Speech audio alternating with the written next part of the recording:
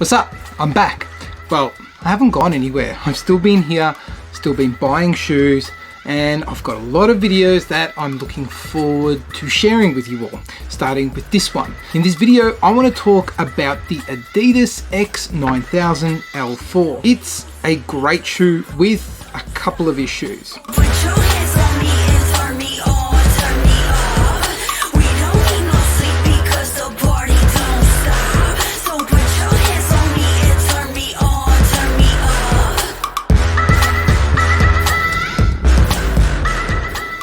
Let's get into it.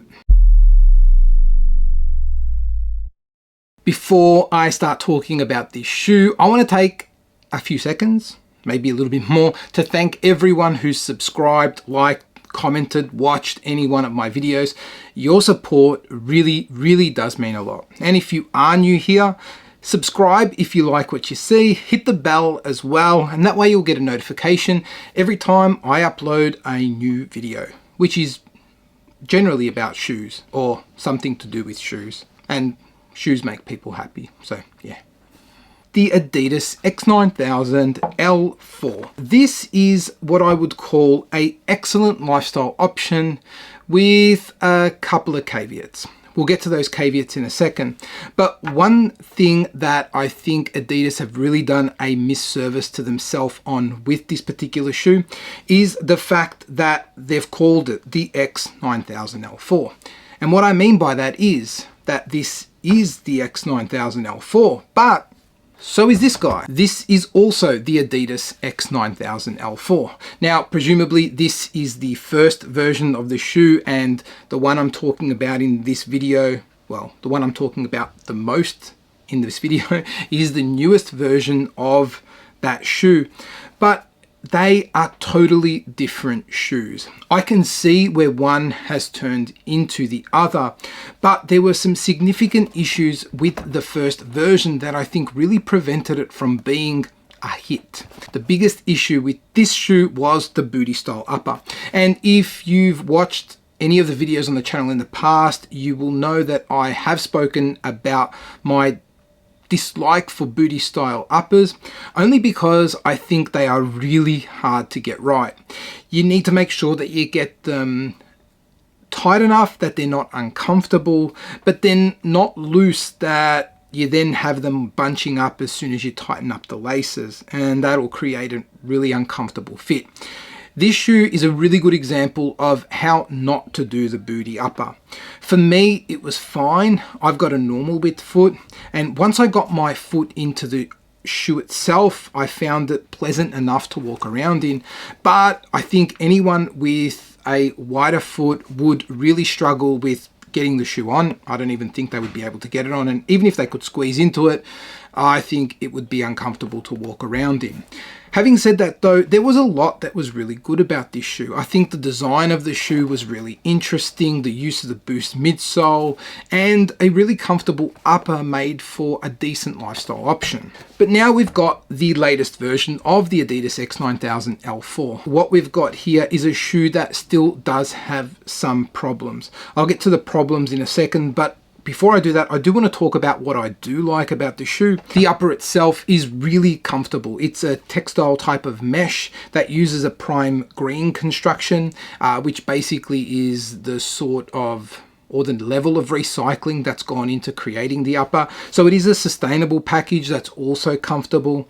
It's breathable and just works for what a daily lifestyle type of shoe should do. The Boost midsole is an excellent version of Boost. It feels really soft and squishy underfoot without being too sloppy a ride. This doesn't actually use traditional Boost. It uses a technology, I guess, called Jet Boost, and there's some pretty limited information on what Jet Boost actually is.